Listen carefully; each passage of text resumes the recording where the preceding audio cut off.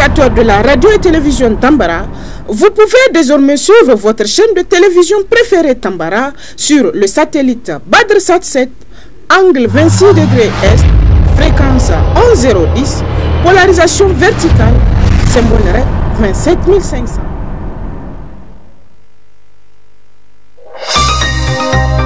Suivez le journal avec STM Transport Voyageurs, une nouvelle façon de voyager.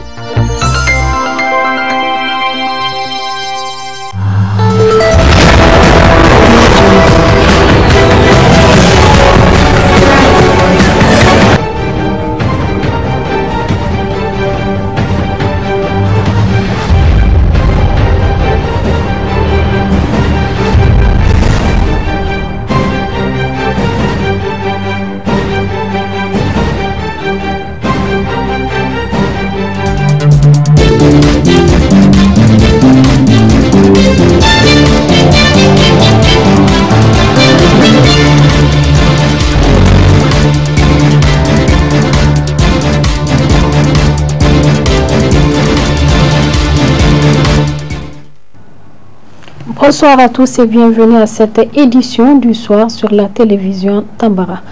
Point de presse animé ce jour 12 décembre 2022 par l'Office central de répression du trafic illicite des stupéfiants, octrice relative à la saisie de drogue par les agents en service du dit office à l'antenne départementale d'Arlit. Plus de détails avec la directrice adjointe du commissariat de police Ousmane Bakou Nana Echotou dans cet extrait. Lors de la fouille d'un bus de transport voyageurs à l'entrée d'Arlit, en provenance d'Agadez, les agents de l'Office central de répression du trafic illicite des stupéfiants, OCRTIS, en service à l'antenne départementale d'Arlit, ont ciblé un passager de nationalité nigériane au comportement suspect. L'incohérence de ses réponses aux questions qui lui ont été posées a conduit les enquêteurs à recourir à une expertise médicale qui a révélé la présence d'un corps étranger dans son estomac. L'absorption d'un produit laxatif qui a été prescrit l'a conduit à expulser en 24 heures 52 boulettes contenant une substance blanchâtre d'un poids de 1,84 kg. Les tests de présomption effectués sur un échantillon de la substance incriminée mettent en évidence la présence de cocaïne. Ces résultats ont été confirmés au laboratoire de la police technique et scientifique saisi à cet effet. Pour passer inaperçu, le suspect qui est à son deuxième passage a choisi un mode opératoire tout aussi ingénieux qu'inhabituel. Ainsi, il a conditionné la drogue dans des préservatifs enrôlés de rubans adhésifs transparents avant de l'ingérer à partir d'un motel du Nigeria pour l'acheminer à Tamnaraset en Algérie en passant par Kony, Agadez et Arlit. Pendant que nous prenons ce point de presse, une deuxième personne transportant 20 boulettes d'héroïne d'un poids de 433 grammes vient d'être arrêtée par l'antenne OCRTIS d'Arlit. Il s'agit également d'un Nigérian du même profil avec le même mode opératoire ayant quitté le Bénin pour se rendre à Tamnaraset en Algérie. Des dispositions ont été prises pour son déferment devant le tribunal compétent. Ces saisies et bien d'autres effectuées récemment à Arlit confortent le constat que la région d'Agadez demeure une zone de trafic et de transit de drogue vers certains pays maghrébins. La valeur marchande des deux saisies cumulées est estimée à environ 62 414 908 francs CFA. Ce prix pourrait être quadruplé lorsque la drogue est coupée, c'est-à-dire mélangée à d'autres produits. L'utilisation de mules, qui sont des personnes payées pour transporter de la drogue dans leur corps, complexifie la lutte contre la drogue au Niger par voie terrestre. Le recours par les trafiquants à ce mode opératoire, connu des services répressifs, démontre la difficulté qu'ils éprouvent dans l'utilisation du vecteur aérien. Face à cette menace, l'OCRTIS appelle les populations à plus de vigilance et une collaboration accrue afin de lutter efficacement contre le trafic de drogue au Niger. Lancement officiel de la deuxième édition de remise de prix aux lauréates du concours de la meilleure œuvre journalistique sur la promotion et la protection des droits humains au Niger, organisé par le réseau des journalistes pour les droits de l'homme RJDH. C'était sous le haut parrainage de Mati El Haj Moussa, président de la commission des droits humains CNDH. Le compte rendu. Cette deuxième édition de remise des prix aux meilleures œuvres journalistiques intervient à l'occasion de la 74e anniversaire de la Déclaration universelle des droits de l'homme. Une compétition qui vise à mettre en lumière les droits humains. Par rapport à ce projet, permettez-moi de rappeler un peu notre concept. Alors pourquoi un concours sur les droits humains? Au niveau du RJDH, on s'est dit que toutes les productions que les journalistes font ont un lien avec les droits humains. Et c'est pour ça que depuis la première édition, on ne s'était pas cantonné pour dire que voilà, c'est sur une thématique bien précise que ce concours va soutenir. On a ouvert pour dire que c'est sur les droits humains. Et chaque jour que je passe, les journalistes font des reportages qui auront certainement un lien avec les droits humains. Voilà un peu pourquoi nous avons décidé de faire ça et de dire sur les droits humains. Les droits humains sont élastiques, comme on dit. Donc, on a permis à tous les journalistes de ce pays, chacun de postuler. Et dans quelques instants, le jury va délibérer.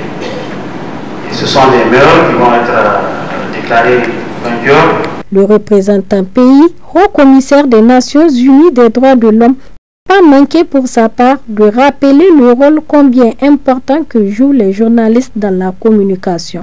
C'est conscient du rôle important des médias dans l'éducation et de la conscience collective que le haut commissariat des Nations Unies aux droits humains a accepté d'accompagner cette heureuse initiative du réseau des journalistes pour les droits de l'homme, qui consiste à encourager les médias audiovisuels de la presse écrite à produire et à diffuser les œuvres journalistiques pour assurer la promotion et la protection des droits humains au Niger.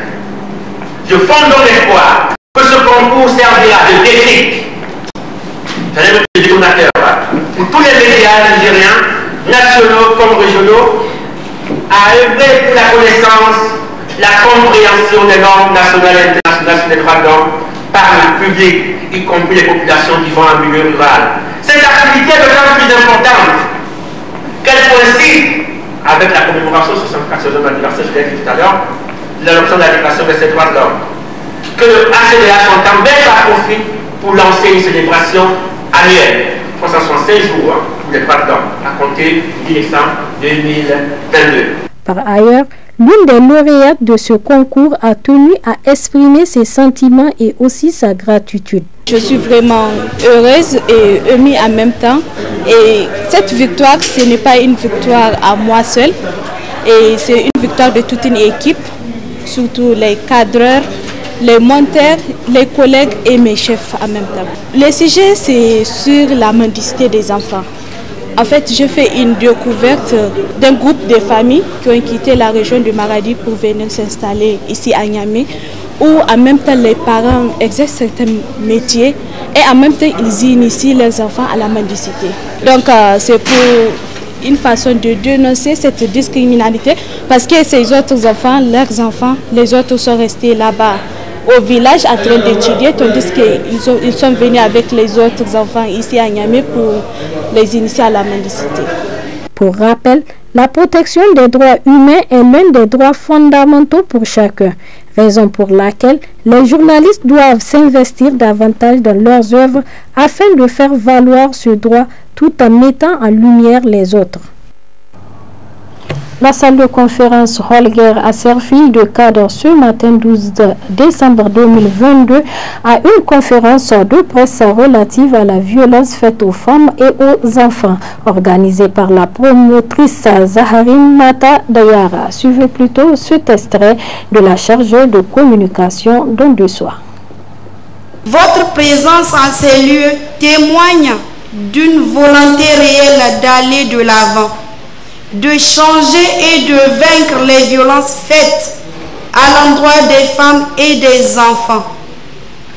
Ceux-là même qui constituent les radicelles de la société pour prêter allégeance à l'illustre écrivain féministe Manou Sékou Abdel Nasser. Disait-il d'ailleurs, l'on ne saurait imaginer le monde sans la femme. Dans son ouvrage elliptique Les embryons délinquants. Et à moi d'ajouter, l'on ne saurait comprendre les violences faites aux femmes dans leur vivacité.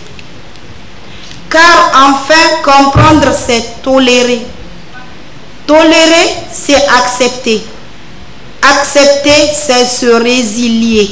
Se résilier, c'est la mort. Comment donc tolérer l'injustice pour tomber dans une tombe?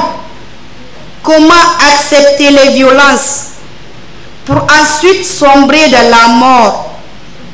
Il faut donc une rupture péremptoire. C'est d'ailleurs à cela qu'œuvre le concept Zahari Mata Dayara, où l'honneur et la dignité de la femme en sont les étendards. Zahari Mata Dayara, sans doute pour lever le voile sur les faits à l'origine de grands méfiants tués dans les mutismes. Zahari Mata Dayara, certes en prélude au changement du paradigme quant aux femmes et des enfants.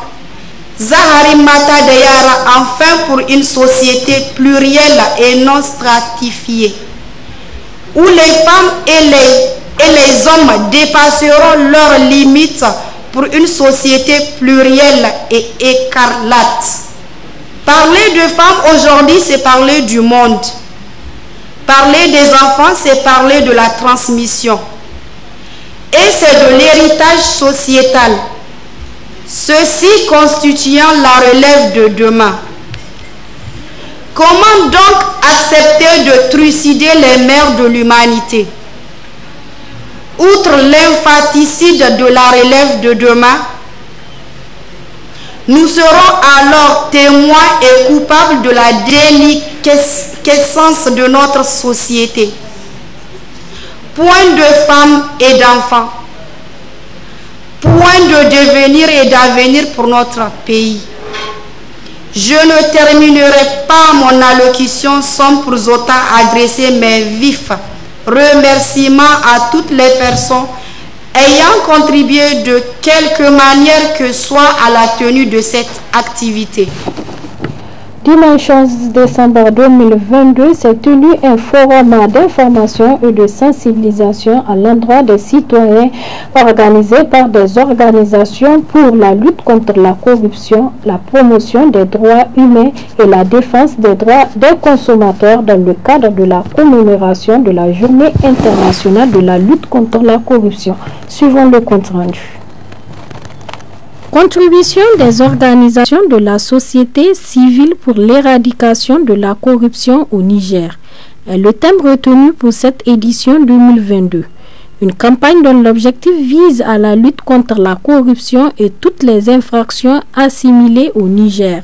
La corruption a des impacts négatifs sur tous les aspects de la société et est profondément liée au conflit et à l'instabilité qui compromettent le développement social et économique et sapent les institutions démocratiques et l'état du droit. À cet égard, la prévention de la corruption, la promotion de la transparence et le renforcement des institutions sont essentiels et si l'on veut atteindre les cibles prévues dans les objectifs de développement durable. Dans le cadre de la mise en œuvre de ces actions de prévention et de lutte contre la corruption, l'accent doit être mis sur la nécessaire implication de l'ensemble des acteurs afin de créer une large coalition contre la corruption. La lutte contre la corruption devra être l'affaire de tous, au vu des effets dévastateurs de ces fléaux. Convaincu que la lutte contre la corruption est un combat qui nous incombe tous, la présente rencontre contribuera sans nul doute à la réflexion sur la mise en place d'une stratégie de riposte contre ces phénomènes qui gangrènent notre société. Il faut souligner que la corruption est un phénomène complexe aux effets dévastateurs sur le développement économique et social de nos États. L'engagement de tous les acteurs contre la corruption aux côtés de la Halcia permettra de susciter une prise de conscience de nos populations sur les dangers de la corruption et une mobilisation populaire accrue autour de cette problématique. Comme vous le savez, la corruption est une pratique malsaine qui développe des inégalités, détruit tout effort de développement et provoque la rupture d'égalité des citoyens devant la loi. Les ressources communes sont mal protégées et ceux qui en bénéficient le plus ne sont qu'une minorité qui va toujours narguer la majorité silencieuse. Celle-là même qui attend la satisfaction de ses besoins vitaux. La corruption développe aussi l'injustice, alimente les conflits et pousse les gens à se révolter. C'est aussi un phénomène qui rend les citoyens malhonnêtes, indélicats et criminels, et qui provoque l'affaiblissement de l'État et le relâchement des institutions de la République. Le Forum des organisations pour la lutte contre la corruption, la promotion des droits humains et la défense des droits des consommateurs salue l'engagement et la volonté manifeste des plus hautes autorités, au premier rang desquelles son Excellence Bazoum Mohamed, président de la République, chef de l'État, pour la lutte sans merci contre la corruption et toutes les infractions assimilées. Le Forum réitère son soutien à la haute autorité pour la lutte contre la corruption et les infractions assimilées Halcia dans sa mission de prévention, de lutte contre la corruption et les infractions assimilées, et par la même occasion, le Forum demande à la Halcia de continuer à travailler de concert avec la société civile pour l'éradication de la corruption au Niger. Mesdames et messieurs, la lutte contre la corruption va de pair avec le renforcement de l'état de droit, de la bonne gouvernance, ainsi qu'avec l'établissement d'institutions solides qui à leur tour sont à la base du développement humain. C'est pourquoi nous suggérons à l'État de continuer à sensibiliser la population, de former les agents publics, renforcer les dispositifs de prévention au sein des administrations et aider les entreprises à mettre en œuvre des dispositifs anticorruption adaptés. Nous encourageons le gouvernement à prendre des actions fortes pour freiner les tentacules inquiétants et la dévastation des deniers publics et des implications rampantes de la corruption au Niger. Notons que la corruption freine la croissance économique d'un pays, entraîne un gaspillage de précieuses ressources, donc il est primordial de freiner ce fléau qui gangrène notre pays.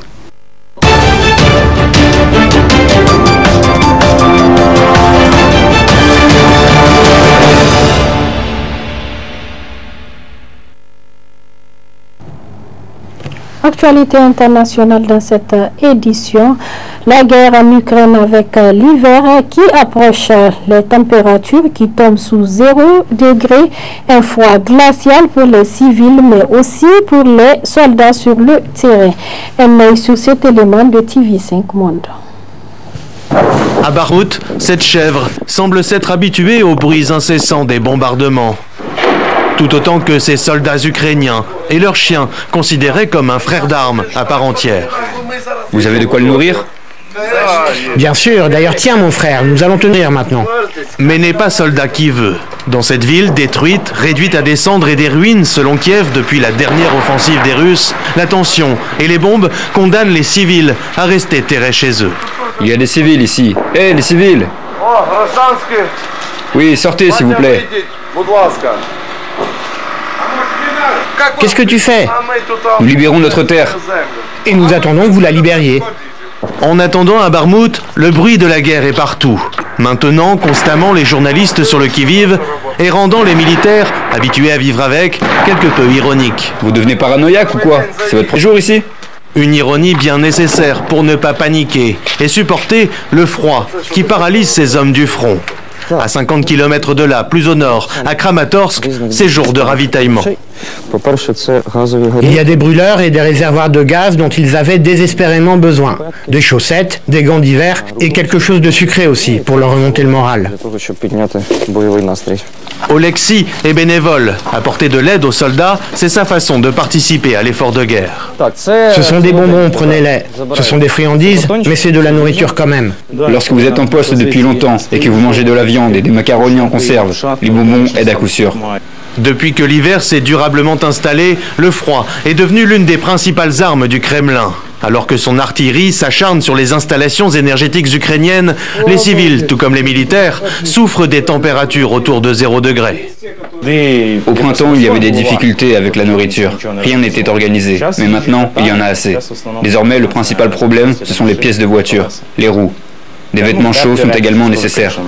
À la recherche d'une victoire, depuis leur retrait de Kherson, les soldats du Kremlin ont intensifié leur offensive dans cette partie du Donbass, menant des attaques en direction de Liman, à 65 km au nord de Bakhmout.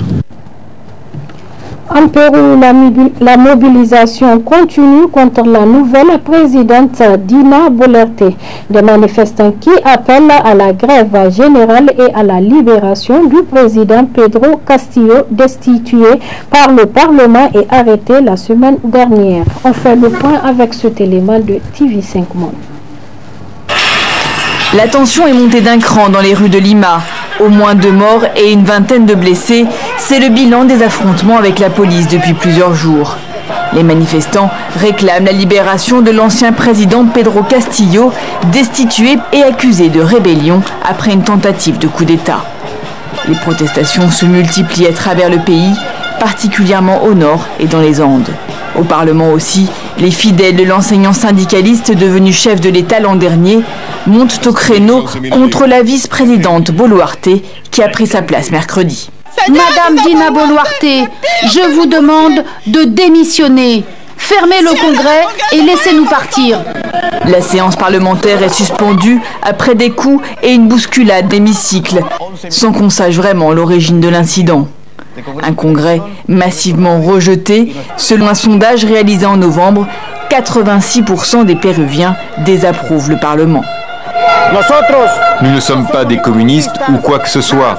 Nous sommes un peuple organisé qui veut une nation libérée de la corruption pour sortir de ce sous-développement et de ce colonialisme dans lequel nous vivons. Les syndicats agraires, des organisations sociales paysannes et indigènes appellent à une grève indéfinie à partir de mardi. Ils réclament une nouvelle constitution et des élections. La présidente Dina Boluarte, qui a formé un nouveau gouvernement samedi, n'a pas exclu un scrutin anticipé pour trouver une issue pacifique à la crise politique.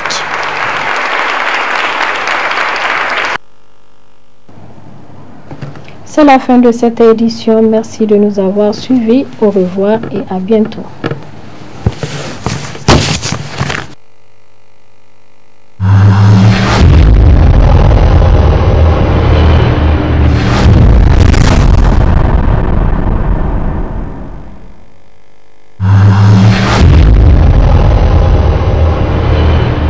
Chers auditeurs et téléspectateurs de la radio et télévision Tambara, vous pouvez désormais suivre votre chaîne de télévision préférée Tambara sur le satellite BadrSat 7, angle 26 degrés Est, fréquence 11010, polarisation verticale, symbole RED 25500.